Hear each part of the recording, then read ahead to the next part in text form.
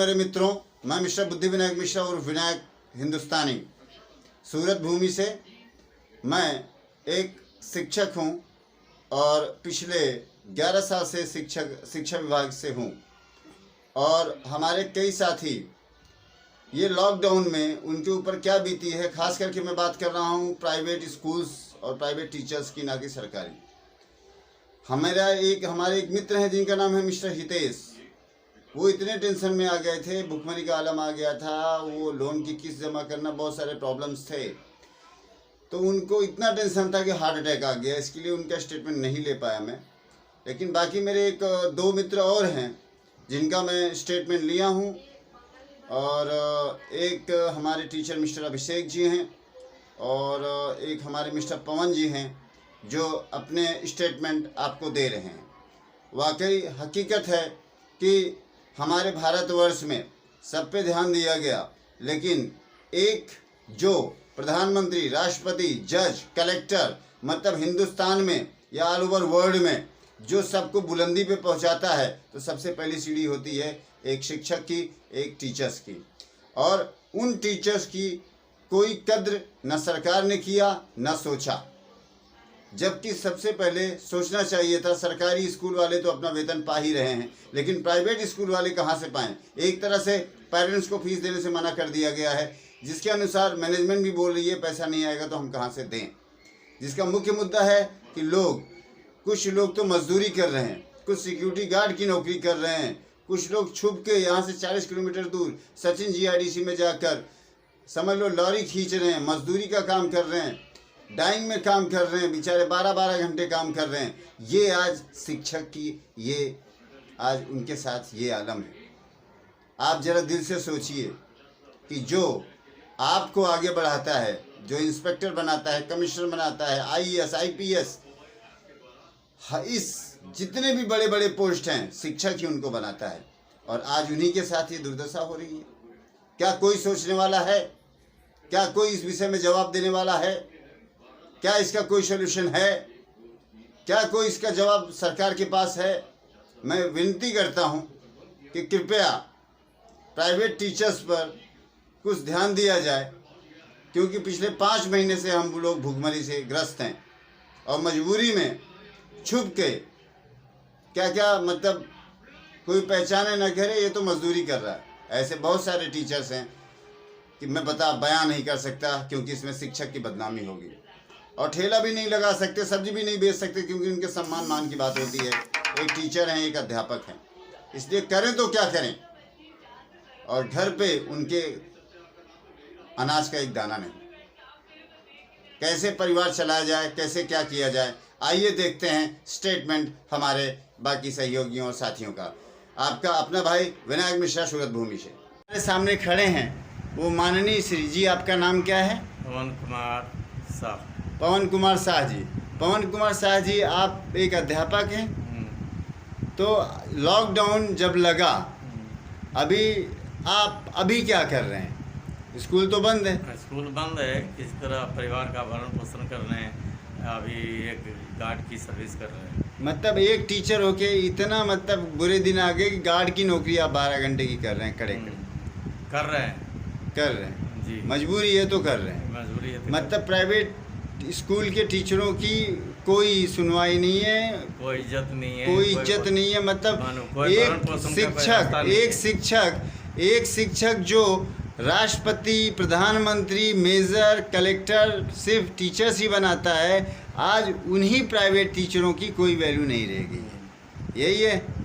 आप कुछ मांग करना चाहते हैं सरकार से? सरकार से मांग यही करना चाहते हैं कि भाई प्राइवेट जो टीचर हैं उस पर भी ध्यान दिया जाए, उसको भी भरण पोषण के लिए कुछ जैसे भत्ता वगैरह दिया जाए। जी, आप बिल्कुल सही फरमा रहे हैं।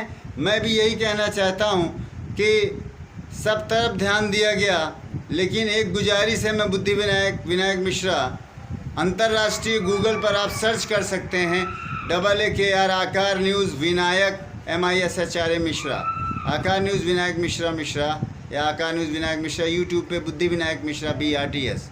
मैं ये कहना चाहता हूँ कि जो पूरे विश्व में सर्वोत्तम माना जाता है एक पिल्लर माना जाता है, इस देश की, हर देश को संवारता है, वो शिक्षक होता है। एक कहावत है, गुरु गोविंद दो खड़े काके लागू पाँव, बलिहारी गुरु आपने हमको दियो बताए, गोविंद दियो बताए। मतलब शिक्षक की इतनी इज्जत। और आज इस लॉकडाउन में माफ़ी चाहता हूँ, इसमें बुरा मत मानिएगा, हमारे माननीय मंत्री महोदय, माननीय श्री मोदी साहब या शिक्षा मंत्री साहब या जो भी हमारे शासन प्रशासन या शिक्षा मंत्री या डीईओ कलेक्टर जो भी हैं, ये हालात हैं सूरत के। और मैं खुद एक टीचर हूँ, मैं आपको बता नहीं सकता हूँ कि कहाँ कहाँ भटका। हम सब 4-4 महीने कैसे झेले हैं हम जानते, हमारी आत्मा जानती है। लेकिन चूंकि बच्चे हैं तो इसके लिए परिवार है, बच्चे हैं, अगर हमें बोझा भी उठाना पड़ता है तो हम शर्माते नहीं हैं, क्योंकि काम, वर्क इज़ वर्शिप, काम ही पूजा है। अपने लिए नहीं, परिवार के लिए जिम्मेदारी। मगज तो छोटा होता है मेरे भाइयों, लेकिन जिम्मेदारी कई गुना बड़ी होती है। मैं गुजारिश करता हूँ शासन प्रशासन से, हम लोग बहुत दुखी हो गए, हम लोग बर्बाद हो गए, रोड पे आ गए, त्राही त्राही मच गई है, भुखमरी आ गई है। कृपया हम जैसे टीचरों की सुनवाई ज़रूर की जाए। जय हिंद, वंदे मातरम। विनायक मिश्रा हिंदुस्तानी, सूरत भूमि से मिस्टर विनायक मिश्रा। जय हिंद, वंदे मातरम। और भी हमारे टीचर्स हैं जो अभी आपसे कनेक्ट होंगे। जय हिंद, वंदे मातरम। नमस्कार, मेरा नाम गजेंद्र चौहान है। मैं सनलाइट विद्यालय में एज एडमिनिस्ट्रेटर जॉब कर रहा हूँ। मेरी सैलरी 4,500 रुपये महीना है। मुझे समझ में नहीं आ रहा कि कैसे क्या करना है, कैसे क्या नहीं करना है, घर का खर्चा कैसे चलाऊँ, कैसे नहीं चलाऊँ, मुझे समझ में नहीं आ रहा। क्योंकि स्कूल प्रशासन जो प्राइवेट है उसकी इतनी हालत ख़राब है कि उनके पास फीस वगैरह कुछ आ नहीं रही, तो लोग सैलरी कैसे दें। आती भी है तो लोग सैलरी देने से मना करते हैं, बोले जब तक स्कूल पूरा खुलेगा नहीं तब तक हम आपको सैलरी पूरी देंगे नहीं। तो अब आप ही मुझे बताइए, गुजरात सरकार से मैं हाथ जोड़ के अपील करता हूँ, आप ही मुझे बताइए कि मैं कैसे क्या करूँ, मुझे कैसे जॉब अपॉर्चुनिटी मिलेगी। क्योंकि स्कूल के क्राइटेरिया ऐसे हैं कि आप अगर पढ़े लिखे नहीं तो स्कूल में जॉब नहीं कर सकते। टीचरों के लिए बीएड कंपलसरी कर दिया है आपने। और अगर कोई भी पोस्ट पे रहना है जैसे एडमिनिस्ट्रेटर, क्लर्क में, तो आपको बैचलर डिग्री या फिर मास्टर डिग्री होना कंपलसरी है। अब मास्टर डिग्री और बैचलर डिग्री में खर्चे होते हैं, वो आदमी कैसे लाए। उतनी पढ़ाई करने के बाद भी उनको अच्छी जॉब अपॉर्चुनिटी नहीं मिलती है। तो मैं भारत सरकार और गुजरात सरकार से अपील करना चाहता हूँ कि शिक्षकों के लिए ऐसा कानून बनाए कि उनको एक मिनिमम सैलरी 15 से 20 हज़ार रुपया महीना चाहिए। क्योंकि 9-10 हज़ार में किसी का खर्चा नहीं चलता, घर का खर्चा चलाना भारी पड़ता है। सरकारी जॉब तो है नहीं हमारे पास, हम प्राइवेट जॉब वाले हैं। प्राइवेट जॉब की तरफ थोड़ा ध्यान दीजिए, मैं ये चाहता हूँ कि आप थोड़ा ध्यान दीजिए और ऐसा क्राइटेरिया बनाइए कि स्कूल प्रशासन जो है प्राइवेट वाले, उन्हें इतनी सैलरी देना पड़े। क्योंकि उनसे सैलरी की डिमांड करो तो सीधा बोलते हैं स्कूल छोड़ दो, आप स्कूल में नहीं काम कर सकते, आप स्कूल छोड़ दो, दूसरी स्कूल ज्वाइन कर लो।